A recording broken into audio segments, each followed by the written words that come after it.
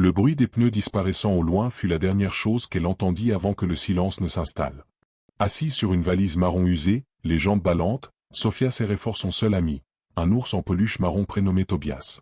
Ses grands yeux bruns et humides cherchaient une réponse sur la route qui s'étendait devant elle comme une promesse lointaine. Elle ne savait pas exactement pourquoi elle était là. Tout ce dont elle se souvenait, c'était l'arrêt brutal de la voiture, la voix de sa mère qui disait « Attends ici, je reviens tout de suite », et le bruit sec de la portière qui claquait. Cela faisait combien de temps? Le soleil était déjà bien plus bas qu'avant, teintant le ciel d'orange et de rose. Les ombres s'allongeaient, et avec elles, la peur. Sophia n'avait que 6 ans, mais sa vie était déjà jalonnée d'adieux. Son père avait disparu alors qu'elle portait encore une tétine. Depuis, sa mère tentait de survivre entre petits boulots, maisons empruntées et promesses creuses de ses oncles et connaissances. Ces derniers mois, ils avaient dormi dans des refuges et des gares routières, se nourrissant de collations offertes et de quelques lueurs d'espoir. La valise dans laquelle elle était assise contenait désormais bien plus que des vêtements. Ses trésors, une brosse à cheveux cassée de sa mère, une robe de poupée déchirée, un livre sans couverture et 2 dessins d'étoiles colorées qu'elle avait faits pour ne pas oublier le ciel. Tobias, l'ours en peluche, était un cadeau d'un gentil jeune homme rencontré dans un refuge. « Pour que tu ne dormes jamais seule, ma petite », lui avait-il dit. Depuis, Tobias était plus qu'un jouet, il était un confident, un refuge et du courage. Le vent commençait à se rafraîchir. Les arbres au loin bruissaient comme s'ils murmuraient des secrets. Sophia posa la tête sur l'ours en peluche et murmura. « Maman va revenir, n'est-ce pas ?» Tobias, en silence, la serra contre lui, comme toujours. Et malgré sa peur, elle continua d'attendre. C'était ce qu'elle savait faire de mieux. Soudain, un bruit de pas venant de derrière la fit tressaillir. Elle serra fermement l'ours en peluche et se retourna lentement. Une ombre se projeta sur l'asphalte. Il était grand, mince, et semblait porter quelque chose dans ses bras. Le cœur de Sophia s'emballa. « Salut, comment vas-tu, ma petite ?» dit une voix grave mais douce. Elle ne répondit pas. Elle se contenta de regarder. L'homme s'approcha lentement, se penchant à sa hauteur. Il portait une bouteille d'eau et un sac en papier. Il portait un chapeau de paille et des bottes couvertes de poussière. Son regard, cependant, n'exprimait aucune menace, seulement de la surprise et de l'inquiétude. « Tu es seule ici ?» Sophia hésita. Sa gorge était serrée. Elle secoua la tête, hésitant entre oui et non. L'homme s'assit alors de l'autre côté de la valise, respectant son espace. « Je m'appelle Pedro. J'habite juste là, dans cette ferme, » dit-il en désignant l'horizon, où se détachait une rangée d'arbres. « Je revenais de la ville quand je t'ai vue. » Elle resta silencieuse. C'est Tobias qui parla pour elle, avec son regard affligé et son silence soupçonneux. « J'ai apporté à manger, » dit Pedro en tendant lentement le sac. Sophia regarda le sac, puis Tobias. Le petit ours sembla hocher légèrement la tête de sa tête imaginaire. De ses petites mains, elle prit le sac. À l'intérieur, il y avait un pain au fromage, une pomme et une brique de jus. Simple, mais pour elle, cela ressemblait à un festin. Pedro attendit qu'elle commence à manger avant de demander à nouveau. « Et tes parents, ils sont là ?» Sophia baissa les yeux. Elle mordit lentement dans le pain. Puis elle leva les yeux vers le ciel, où les couleurs du coucher de soleil commençaient à s'estomper. « Maman, elle a dit qu'elle reviendrait. Mais ça fait un bail ?» L'homme soupira. Son regard se perdit un instant à l'horizon. « Tu peux attendre avec moi ? Ou, si tu veux, on peut aller chez moi. Juste le temps qu'elle revienne. Qu'en penses-tu » Sophia ne répondit pas. Mais lorsque Pedro lui tendit la main, elle ne refusa pas.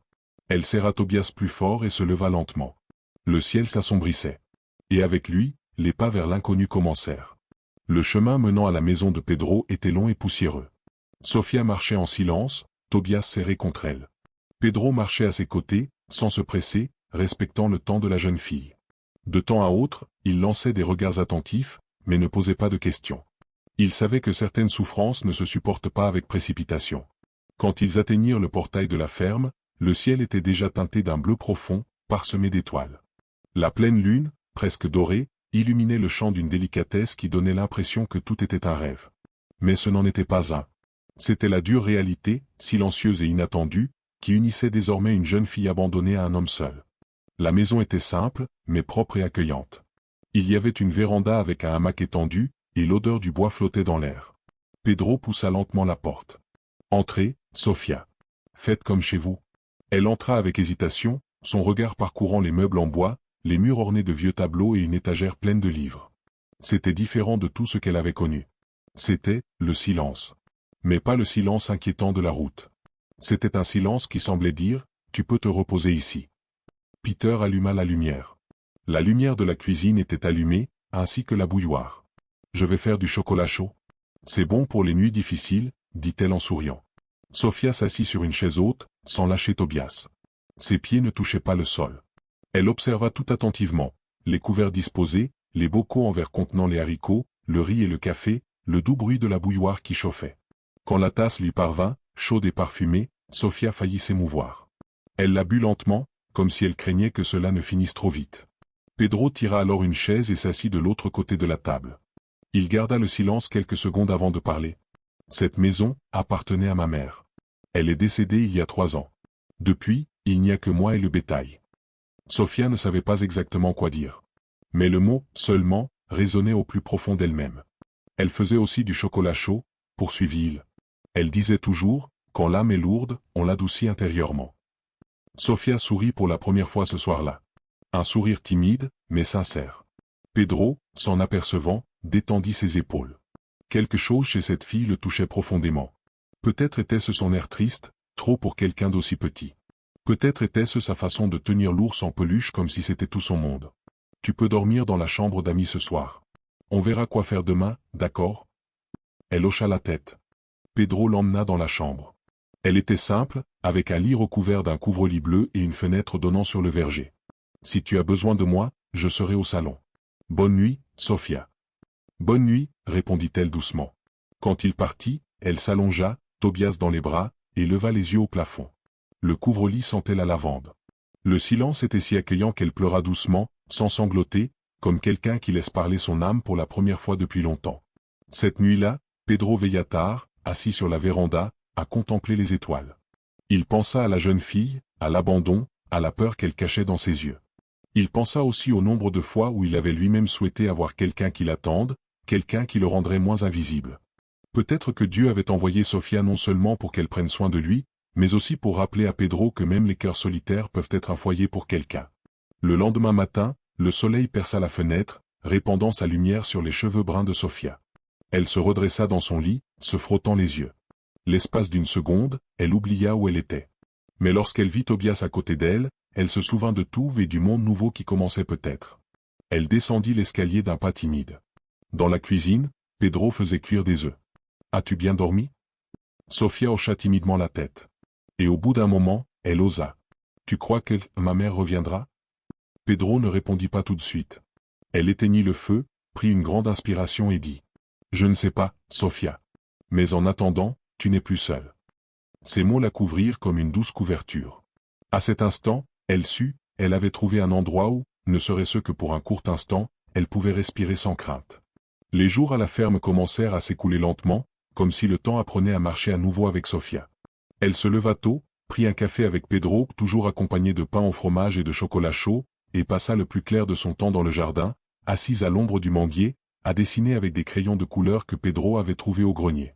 Pedro, quant à lui, partageait son temps entre le travail avec le bétail et les soins de la jeune fille.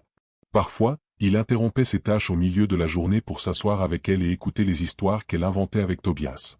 C'était comme si elle avait besoin de construire un nouveau monde pour oublier l'ancien. Tobias est un ours magique, dit-elle un jour en montrant un dessin de lui volant au-dessus des montagnes.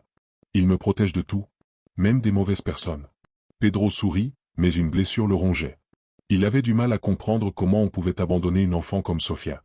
Ce soir-là, après qu'elle se soit endormie, Pedro s'assit à table et prit son téléphone portable. Il était temps d'affronter une réalité qu'il avait évitée, il devait chercher de l'aide.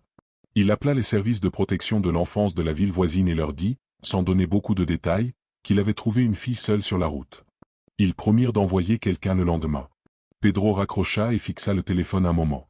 Il savait qu'il faisait ce qu'il fallait, mais quelque chose en lui hurlait que ce ne serait pas facile. Il s'attachait déjà. Beaucoup. Le lendemain matin, Sophia se réveilla avant le lever du soleil. Elle courut dans le jardin, Tobias dans les bras, un manteau tombant de ses épaules. Pedro nourrissait déjà les animaux quand il la vit. « Aujourd'hui, je me suis réveillée au chant des coqs, » dit-elle en souriant. « Ils crient très fort. »« Ils annoncent le jour, » répondit Pedro. « Et parfois, ils annoncent des changements. » Sophia s'arrêta. Son sourire s'effaça un peu. « Y aura-t-il des changements aujourd'hui ?» Pedro baissa les yeux. « Peut-être. » Avant qu'il puisse ajouter quoi que ce soit, une voiture arriva. Ranco remonta le chemin de terre en soulevant la poussière. C'était une voiture officielle. Sofia la remarqua avant même d'en voir les détails. Qui sont-ils? Pedro s'agenouilla devant elle. Ce sont des gens qui aident les enfants perdus. Ils veulent savoir ce qu'il en est de ta mère. Peut-être pourront-ils t'aider à la retrouver. Les yeux de Sofia se remplirent de larmes. Elle serra Tobias fort dans ses bras. Mais je ne suis pas perdu. J'attendais. Maman a dit qu'elle reviendrait. Pedro la serra fort dans ses bras. Il n'avait pas de réponse, mais il avait des bras, oui, parfois, c'était tout ce dont un enfant avait besoin pour ne pas tomber. La voiture s'arrêta. 2 femmes en descendirent. L'une d'elles, le regard bienveillant et une mallette à la main, se présenta. Bonjour. Je suis Martha, assistante sociale. Vous devez être Sofia, non? La jeune fille ne répondit pas. Elle se cacha derrière les jambes de Pedro. Elle est ici depuis 3 jours, expliqua-t-il. Elle était seule sur la route. La mère avait dit qu'elle reviendrait, mais elle ne revint pas. Martha hocha la tête. Elle discuta avec Pedro quelques minutes, tandis que l'autre professionnel essayait gentiment de gagner la confiance de Sofia. Mais elle ne lâchait pas Tobias, ni la main de Pedro. Il faut qu'elle vienne avec nous au refuge, dit Martha d'un ton professionnel mais doux. On va s'occuper d'elle, chercher sa mère, s'assurer qu'elle est en sécurité. Pedro sentit une boule se nouer dans sa gorge. Sofia, en entendant « refuge », écarquilla les yeux et secoua la tête. « S'il vous plaît, non. Je suis déjà allé dans un refuge. Il fait froid, et il y a des adultes qui crient, et ils me prennent mon lait. » Elle pleurait maintenant, désespérée. Pedro la prit dans ses bras. « Calme-toi, ma petite, calme-toi. » Martha s'approcha et toucha le bras de Pedro. « Je sais que c'est dur, mais tu n'es pas son tuteur légal. Elle a besoin d'un endroit sûr, où nous pourrons nous occuper de tout ça. » Pedro la regarda dans les yeux. « Et si je voulais être responsable d'elle ?» La question flottait dans l'air, comme un tonnerre silencieux. « Veux-tu l'adopter ? » Je ne sais pas encore si je peux. Mais je sais que je ne veux pas qu'elle se sente à nouveau seule. Martha marqua une pause. Puis elle dit, « Alors parlons. Mais il faudra qu'elle vienne avec nous aujourd'hui, jusqu'à ce que tout soit évalué. » Pedro eut l'impression qu'on lui avait arraché un morceau de lui. Sofia pleurait sans arrêt, accrochée à son cou. « Promets-moi de venir me chercher, » murmura-t-elle. « Je te le promets. Je trouverai un moyen, Sofia. Je te le promets. » La voiture s'éloigna, transportant Sofia et Tobias. Pedro, debout devant le portail, regardait la poussière s'élever puis disparaître. Le silence revint, mais cette fois plus cruel. Le hamac se balançait lentement sur le porche. Le soleil commençait à se lever. À l'intérieur de la maison, sur la table, un dessin oublié, Tobias avec des ailes, portant Sofia dans le ciel. À côté, il était écrit, « Ici, je me sens chez moi. » La voiture parcourut des kilomètres jusqu'au refuge municipal. C'était une grande maison, entourée de hauts murs et de grilles grises. Malgré son nom accueillant, la Resprança, l'endroit n'apportait aucun réconfort aux yeux de Sofia.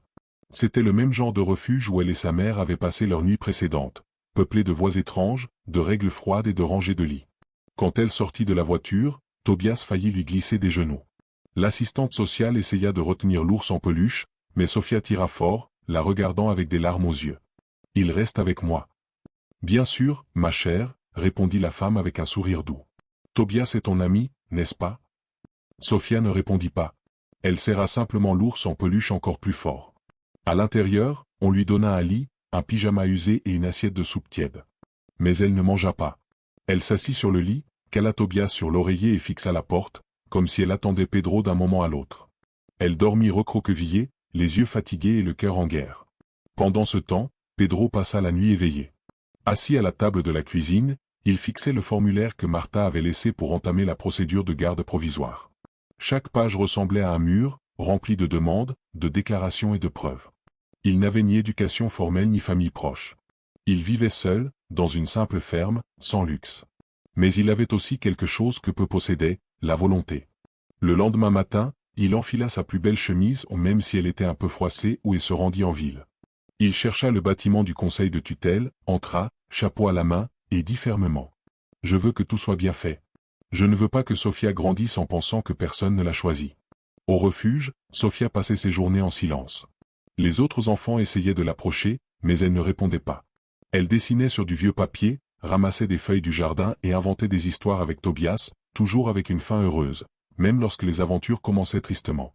Un après-midi, une des surveillantes entra, un dossier à la main. « Sofia, tu as reçu une petite lettre. » Elle se redressa lentement, curieuse.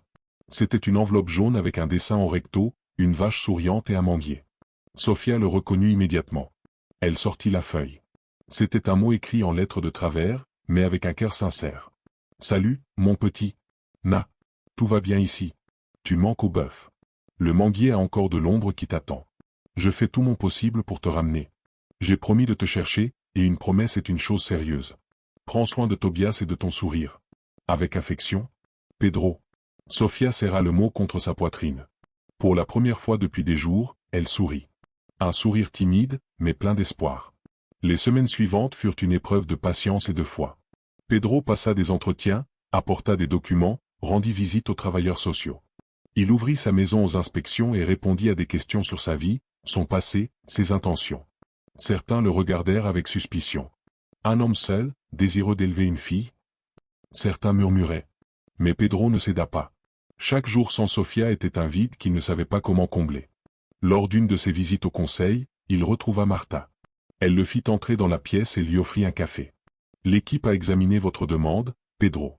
Et, compte tenu de tout ce que nous avons vu et entendu au sujet de Sofia, nous sommes disposés à vous accorder la garde temporaire pour une durée déterminée. » Pedro cligna des yeux, ne comprenant pas bien. « Cela signifie-t-il que vous pouvez la ramener chez vous? Mais sous surveillance. Nous devons nous assurer qu'elle est en sécurité et que vous l'êtes aussi. Préparé ?» Pedro eut du mal à répondre. Il hocha simplement la tête, des larmes timides perlant dans ses yeux calleux. Cet après-midi-là, la voiture blanche retourna au refuge. Mais cette fois, Sofia l'attendait à la porte, son sac à dos sur le dos et Tobias dans les bras. Quand Pedro sortit de la voiture, elle courut ou elle n'hésita pas, elle ne demanda rien. Elle courut, tout simplement. Et elle se jeta dans ses bras avec la force de quelqu'un qui a enfin retrouvé son chemin. « Je le savais. Je savais que tu venais. » Pedro la serra fort dans ses bras, cachant son visage dans ses cheveux. « Je te l'avais promis, n'est-ce pas ?» Elle hocha la tête, riant et pleurant à la fois. Tobias le savait aussi. Ils montèrent tous les deux dans la voiture. Sur le chemin du retour, elle raconta des histoires, chanta doucement et lui montra les nouveaux dessins qu'elle avait faits au refuge. « Maintenant, tu es ma maison, dit-elle simplement. Pedro ne répondit pas. Il se contenta de sourire, regardant la route devant lui, éclairée par le coucher du soleil. Pour la première fois depuis des années, il sentit que le silence de sa maison avait enfin trouvé son équilibre. Le retour à la ferme fut différent cette fois. Le voyage ne lui parut plus aussi long. La route, désormais familière, était comme un fil reliant l'espoir de Sofia à la promesse accomplie de Pedro. Lorsqu'ils franchirent le vieux portail en bois, elle regarda autour d'elle comme si elle retournait à un endroit qu'elle n'aurait jamais dû quitter. « Tout est pareil, » dit-elle en souriant, observant le porche, le manguier, l'arbre, et même le vieux hamac se balançant au vent. Pedro arrêta la voiture et sortit. Il lui ouvrit la portière d'un geste cérémonieux. « Bienvenue à la maison, ma fille. » Sofia sauta à terre, ôta ses chaussures et traversa la pelouse en courant. Tobias se balançait à son bras, le museau déjà un peu usé, mais ferme. Elle courut droit vers le manguier, s'appuya contre le tronc et ferma les yeux un instant. Pedro, l'observant de loin, sentit son cœur se réchauffer. Pour la première fois, il comprenait ce que c'était que d'être quelqu'un. Les jours suivants furent consacrés à l'adaptation. Pedro apprit à tresser des vêtements, à les trier par couleur et même à étiqueter les cahiers de Sofia. Oui, elle allait maintenant à l'école. C'était une petite école rurale simple, où les enseignants connaissaient même le coq du gardien par son nom. Le premier jour d'école, Sofia y alla avec un œuf jaune dans les cheveux et une trousse remplie de crayons neufs. Des marqueurs et Tobias cachés dans son sac à dos, au cas où, disait-elle. Quand Pedro est allé la chercher après l'école, elle s'est précipitée vers lui, une feuille à la main. « Regarde ce que j'ai fait. » C'était un dessin de deux personnes se tenant la main, une fille avec un ours en peluche et un homme avec un chapeau, un énorme cœur sur la poitrine. « J'ai écrit ce que le professeur a demandé, » expliqua-t-il en montrant les grandes lettres en haut de la feuille, « ma famille. » Pedro tenait le dessin comme s'il recevait un diplôme. C'était officiel. Il était désormais chez quelqu'un. Mais la routine comportait aussi des difficultés. Sofia faisait encore des cauchemars. Parfois, elle se réveillait en pleurs au milieu de la nuit, appelant sa mère. Pedro se levait sans se plaindre, s'asseyait à côté d'elle et lui tenait la main jusqu'à ce qu'elle se rendorme. Il ne promettait jamais que les cauchemars cesseraient, mais il disait toujours « Je suis là. Et je ne pars pas. » Un soir, après un de ces épisodes, Sofia demanda, les yeux encore humides. « Et si maman revient ?» Pedro hésita. Non pas parce qu'il ne savait pas quoi dire, mais parce qu'il savait que toute réponse pourrait blesser. « Si elle revient, on parlera. » On décidera ensemble de ce qui est le mieux pour toi. Mais, et si elle ne veut plus de moi? Pedro prit une grande inspiration. Alors on continuera. Un pas à la fois. Je ne te quitterai jamais. Sofia posa sa tête sur sa poitrine. Son cœur battait fort. Sûr. Régulier. Comme une ancre au milieu de l'océan. Quelques jours plus tard, une lettre arriva. Elle venait des services de protection de l'enfance. Elle annonçait qu'ils avaient localisé la mère de Sofia et qu'elle avait accepté de renoncer à la garde de sa fille. Elle ne voulait ni visite ni contact. Elle demandait simplement que Sofia soit heureuse. Pedro lut la lettre seul, assis sur le porche. Lorsqu'il eut terminé, il resta silencieux un long moment. Le papier tremblait dans ses mains. Il ne savait pas si c'était un soulagement ou une condamnation. Tard dans l'après-midi, il appela Sofia pour qu'elle s'assoie avec lui dans le hamac. « J'ai quelque chose à te dire. » Elle l'écouta attentivement, les yeux rivés sur lui. Lorsque Pedro eut terminé, elle resta silencieuse quelques secondes. Puis elle dit simplement, « Alors elle ne reviendra pas. »« Non, » répondit tristement Pedro. « Mais resteras-tu ?»« Je resterai. Pour toujours, si tu me le permets. » Sofia regarda Tobias, puis le ciel orange. Puis elle répondit, avec une maturité insurmontable pour son âge, « Je crois que Dieu a trouvé le moyen de me remettre sur le droit chemin. Même si c'était douloureux. » Pedro serra fort la jeune fille dans ses bras. À cet instant, il n'était plus seulement un homme et une jeune fille. Ils formaient un foyer. Une famille. Deux vies qui s'étaient rencontrées dans le silence d'une route et qui avançaient désormais ensemble vers l'avenir, avec amour, foi et espoir. Les mois passaient comme les saisons, des changements lents mais visibles. La ferme était à nouveau florissante, non pas grâce aux récoltes, mais grâce aux rires qui résonnaient entre les manguiers, aux petites empreintes de pas sur le porche et aux dessins colorés épinglés sur le réfrigérateur. Sofia grandissait. Ses cheveux étaient plus longs, ses yeux plus vifs. Elle avait appris à ramasser les œufs du poulailler, à trier le maïs pour les poules et à nourrir les veaux avec des biberons plus grands qu'elle. Mais son talent préféré était de raconter des histoires. Chaque jour, elle inventait des aventures pour Tobias et Pedro, l'ours en peluche magique et le fermier héros. Un après-midi, alors qu'elle dessinait à l'ombre du manguier, elle regarda Pedro et lui dit « Si j'avais un arbre généalogique, tu serais juste au tronc principal. Parce que tu soutiens tout à l'intérieur. » Pedro, qui désherbait le jardin, s'arrêta et essuya la sueur de son front. Il n'était pas homme à pleurer facilement, mais ces mots touchèrent une corde sensible que des années de solitude avaient enfouie. « Et si j'avais un arbre, répondit-il, tu serais la racine. Celle qui m'a fait grandir à nouveau. » À l'approche de la fin de l'année, l'école commença les répétitions pour le spectacle de Noël. Ce serait la première fois que Sofia monterait sur scène. Elle fut choisie pour incarner Marie, la mère de Jésus. Elle était impatiente, non pas tant pour la représentation, mais parce qu'elle allait enfin avoir une nouvelle robe. Pedro commanda une robe simple, bleu clair, cousue par Donna Dalva, une habitante du quartier qui confectionnait des vêtements sur mesure. Le soir du spectacle, l'école était pleine. Parents, frères et sœurs, voisins tous assis sur des chaises en plastique dans la cour illuminée de lumière colorée. Pedro était assis juste devant, une fleur improvisée dans la poche de sa chemise et une lueur d'anxiété dans le regard. Lorsque Sofia monta sur scène, vêtue de sa robe bleue et l'air serein, quelque chose se serra dans la poitrine de Pedro. Elle semblait entière. Comme si les trous laissés par les absences de la vie se refermaient, cousus ensemble par le temps, l'amour et la foi. Après la représentation, elle courut vers lui, haletante. « Tu as vu ? Je n'ai pas raté une seule réplique. »« J'ai vu, » répondit Pedro en se penchant pour la serrer dans ses bras. « Tu as brillé, ma Maria. » Elle rit. « C'est Maria de Jésus, mais ça aurait pu être Maria da Fazenda. » Ce soir-là, ils rentrèrent tous les deux chez eux en écoutant des chants de Noël sur la vieille radio du camion. Sur la banquette arrière, Tobias portait un petit chapeau rouge, maintenu par une barrette. La semaine suivante, pendant le déjeuner, Pedro fit un commentaire désinvolte. « Tu sais quel jour on est demain ? » ?»« Mardi ? » ?»« Pareil. Mais on est le 22 décembre. Un an depuis le jour où tu es arrivé sur cette route avec Tobias dans les bras. » Sofia arrêta de mâcher. « C'est vrai ? » ?»« Oui, c'est vrai. C'est le jour où ma vie a basculé, il sourit. Et heureusement. La mienne aussi, dit-elle. Mais maintenant, elle est du bon côté. Pedro rit. Je pense qu'on devrait fêter ça. Sofia réfléchit un instant, puis ses yeux s'écarquillèrent. On pourrait faire une fête pour le jour de la réunion. Comme un anniversaire, mais le nôtre. Marché conclu. On fait un gâteau, on met de la musique, et j'essaierai peut-être de faire du pain au fromage. Ça va être dangereux, ricana-t-elle. J'ai entendu, hein ? Ils rirent ensemble. Un rire léger, comme quelqu'un qui a déjà compris qu'il n'a pas besoin de tout pour être heureux, juste de quelqu'un avec qui partager son chemin. Le matin de la fête de la rencontre, Sofia se leva tôt et dessina une invitation à la main. Aujourd'hui, c'est l'anniversaire du jour où ma vie a rencontré la tienne. Vous êtes invités. Et vous ne pouvez pas le manquer. Signé, Sofia et Tobias. Pedro garda l'invitation dans sa poche, comme un trophée. Il prépara du pain au fromage, avec l'aide de YouTube, mit du jus dans le pichet et improvisa des ballons avec des sacs colorés. Ils s'assirent tous les deux sur la véranda, mangeant du gâteau aux carottes et écoutant le chant des grillons dans le jardin. Quand je serai grande, dit Sofia, la bouche pleine, je veux aider les autres enfants qui attendent sur la route.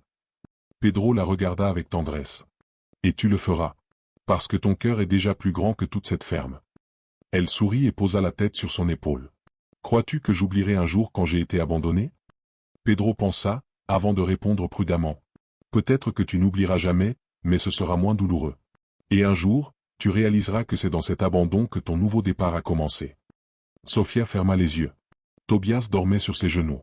Le ciel avait la même couleur que ce coucher de soleil de l'année précédente, mais maintenant, son monde ne s'arrêtait plus sur l'asphalte. Il s'arrêtait là, sur le porche, dans des bras qui ne la lâcheraient plus jamais.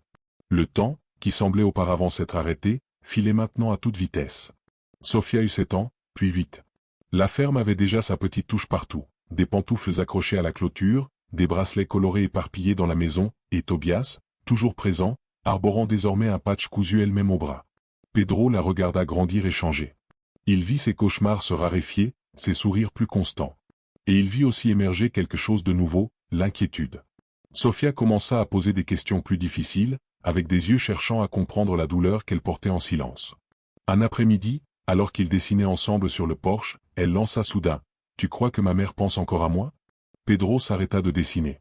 Il la regarda dans les yeux, trop mature pour quelqu'un d'aussi jeune. « Je crois qu'elle a pensé à toi longtemps. Mais parfois, on se perd avant de perdre les autres. » Sofia garda le silence. Tobias, assis à côté d'elle, semblait comprendre chaque mot. « Je voulais lui pardonner, dit-elle. Mais il y a des jours où je suis vraiment en colère. Et puis je suis en colère d'être en colère. » Pedro passa son bras autour de ses épaules. « Le pardon est un long chemin. Tu peux faire un pas chaque jour. Et c'est normal. » Un matin, une lettre inattendue arriva. L'enveloppe était simple, l'écriture tremblante. Pedro trouva étrange que ce soit écrit dessus et l'ouvrit avec précaution. Il la lut 1 fois, 2 fois, 3 fois. Puis il appela Sofia. « Ma fille, il faut qu'on parle. » C'était la première fois qu'il l'appelait ainsi aussi naturellement, et la première fois qu'elle ne trouvait pas ça étrange. Ils s'assirent sur le canapé.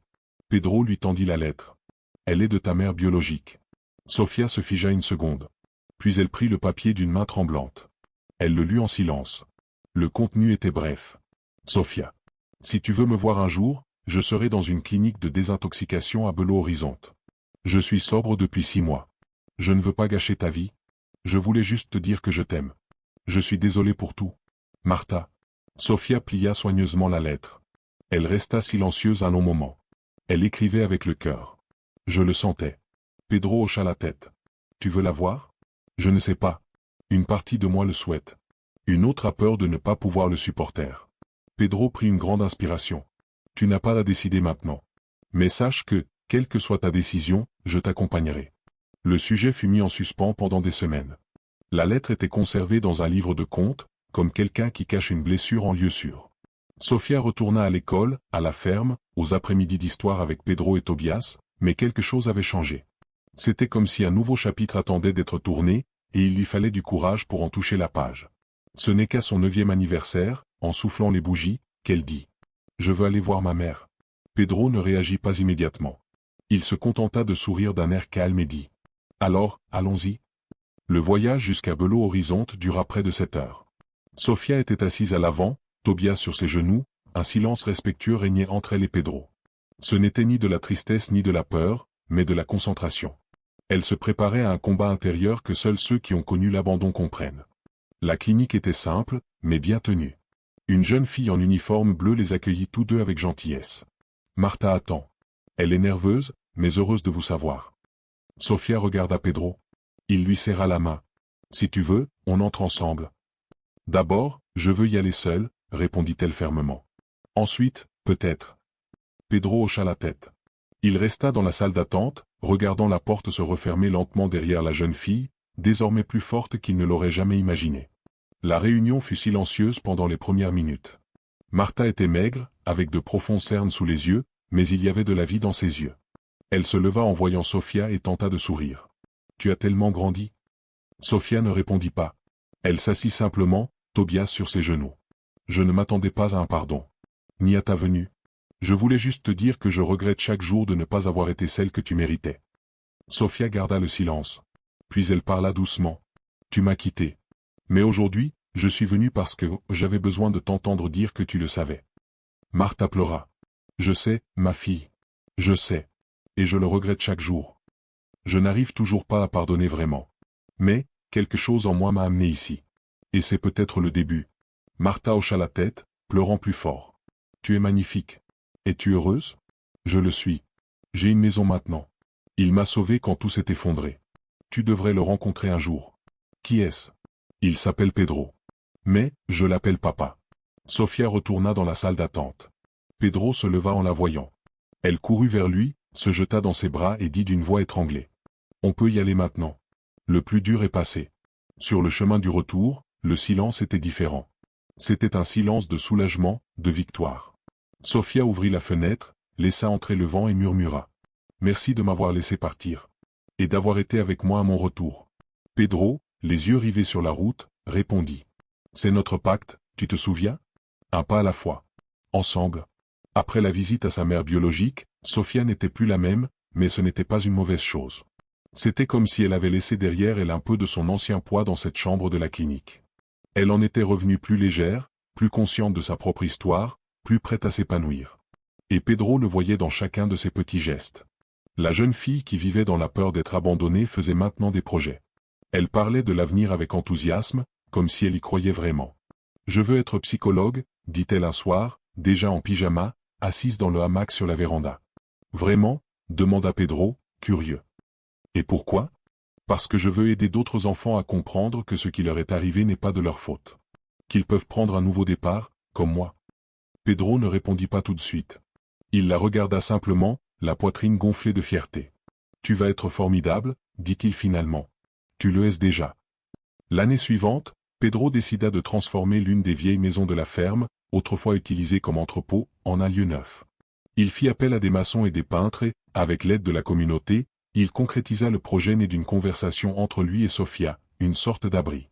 Ils la baptisèrent « Casa Tobias », en hommage à l'ours en peluche qui dormait encore avec Sophia chaque nuit.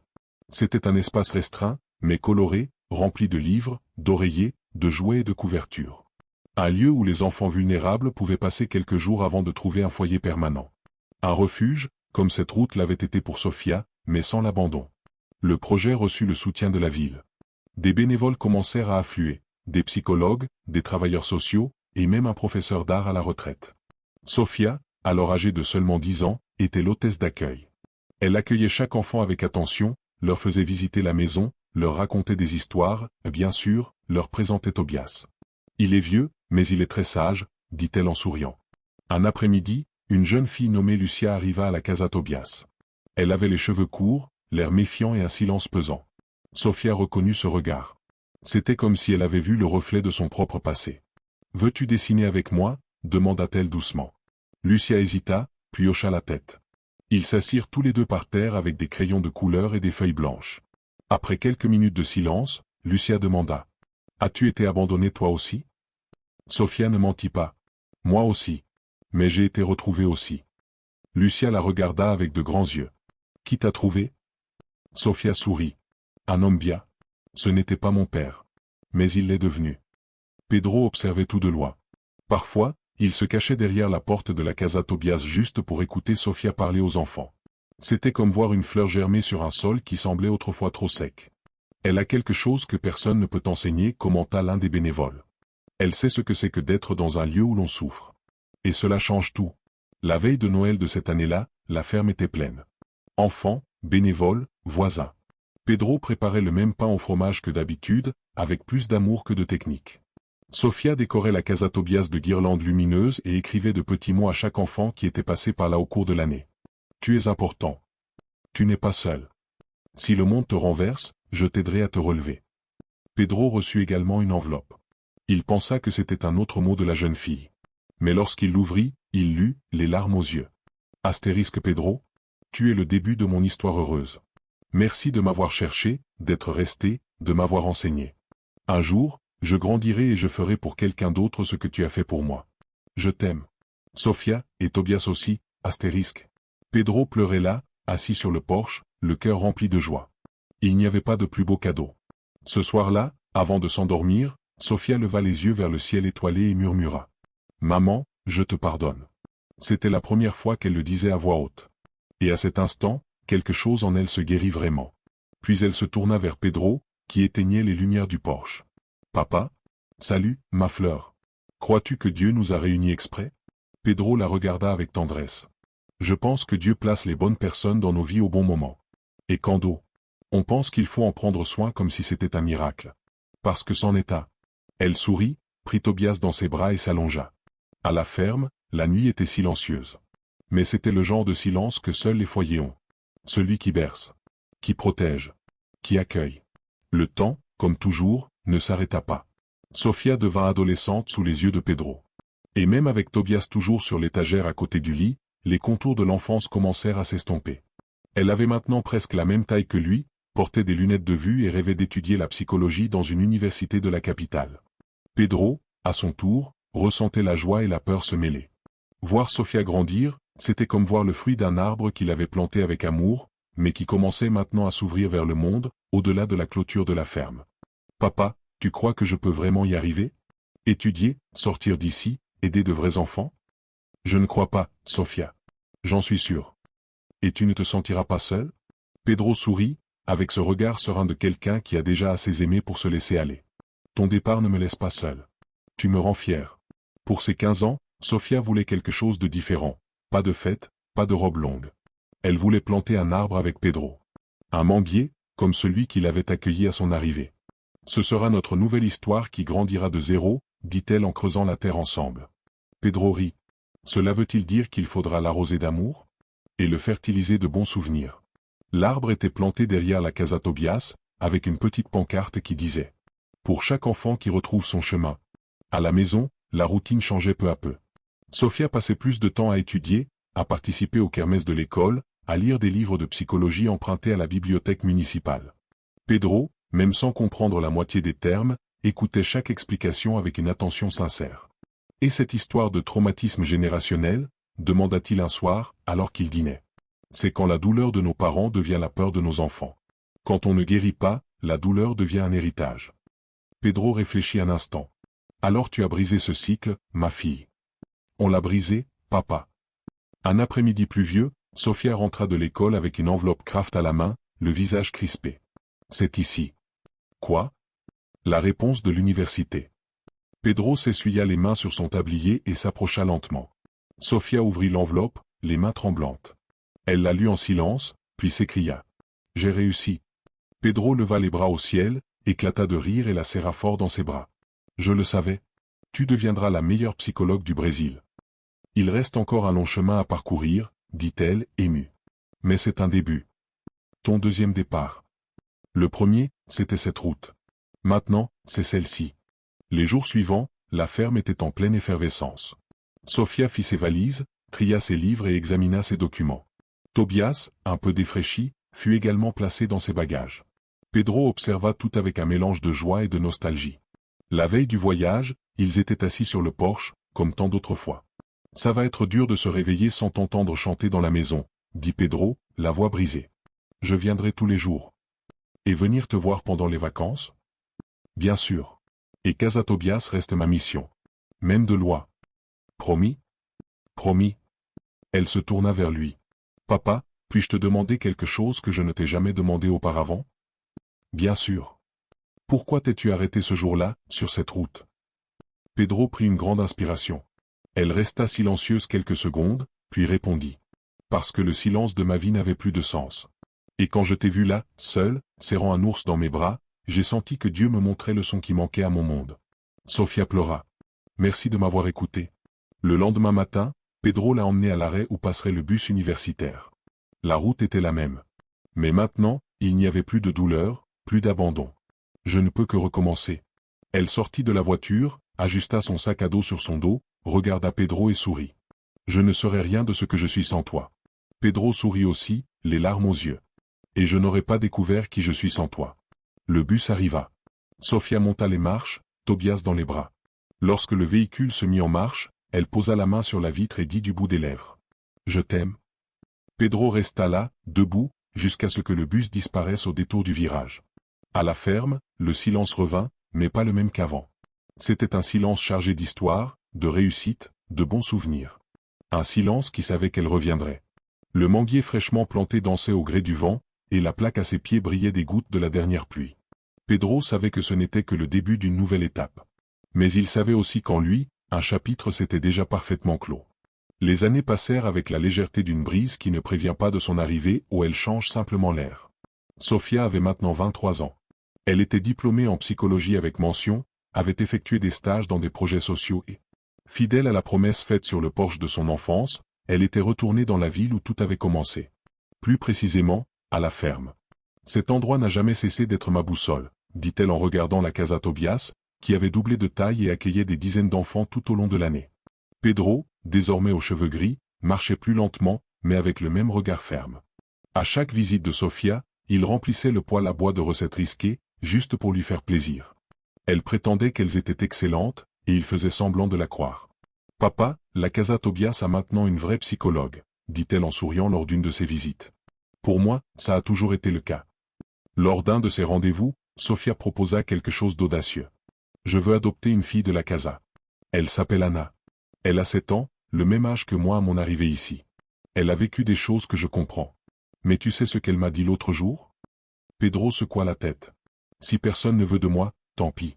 Je peux être comme Sofia et grandir seule. » Elle marqua une pause. « Mais je ne veux pas qu'elle grandisse seule. » Pedro sourit, ému. « Et tu veux être son Pedro ? C'est ça. Alors vas-y. Et quand elle t'appellera maman, tu comprendras ce que j'ai ressenti quand tu m'as appelé papa pour la première fois. » Anna arriva à la ferme au printemps. Timide, maigre, un lapin en peluche usé sur les genoux. Sofia lui fit visiter tous les recoins, la pièce aux grandes fenêtres, le hamac sur la véranda, le manguier qu'elle avait planté avec Pedro. Puis elle l'emmena au pied de l'arbre et lui montra le panneau. Cet arbre a poussé parce que j'avais besoin de tout recommencer. Et aujourd'hui, il pousse parce que tu es arrivé. Anna ne répondit pas, mais serra Sofia fort dans ses bras. C'était le début d'un nouveau cycle. Le même champ, de nouvelles graines. Pour le 30e anniversaire de Sofia, la ferme était bondée. Enfants, amis, anciens bénévoles, voisins, tout le monde était venu fêter ça. Pedro, déjà en mauvaise santé, observait tout depuis le porche, les yeux brillants. C'était comme regarder un film sur sa propre vie, mais en couleur vive. Au moment de le féliciter, Sofia prononça un discours simple, mais qui coupa court à tous les bruits de la salle. « Je suis ici aujourd'hui uniquement parce qu'un homme simple, au grand cœur, a décidé de garer sa voiture au bon endroit. Il n'a pas seulement changé mon destin. Il m'en a donné un. Pedro, mon père, cette histoire est la tienne. Et maintenant, celle d'Anna aussi. Car l'amour, quand il est vrai, se multiplie sans rien perdre. » Pedro se leva avec effort, mais il se leva et applaudit. Puis il dit simplement. « Ce n'est pas moi qui t'ai sauvée, ma fille. C'est toi qui m'as réveillée à la vie. » Quelques printemps plus tard, Pedro s'éteignit paisiblement, dans son lit, aux côtés de Tobias. Sofia lui prit la main au dernier moment. Et même en larmes, elle sourit. « Le chemin qui m'a mené jusqu'à toi, me conduit maintenant à suivre ton chemin. » Aujourd'hui, Casa Tobias est devenue une référence nationale en matière d'hébergement. Sofia écrit des livres, donne des conférences, prend soin d'Anna et pourtant, chaque jour, elle se rend au manguier avec un café chaud et une conversation silencieuse avec le vent. Elle se souvient de tout. Comment un silence a été rompu par un geste. Comment un enfant perdu est devenu un refuge pour d'autres. Et comment l'amour peut, oui, surgir là où on l'attend le moins, au bord d'une route, sur le siège d'un pick-up, ou dans l'étreinte d'un fermier solitaire. Mais, par-dessus tout, elle sait. Chaque histoire de douleur a le potentiel de se transformer en miracle. Il suffit que quelqu'un s'arrête et dise, « Tu ne marcheras plus seul. »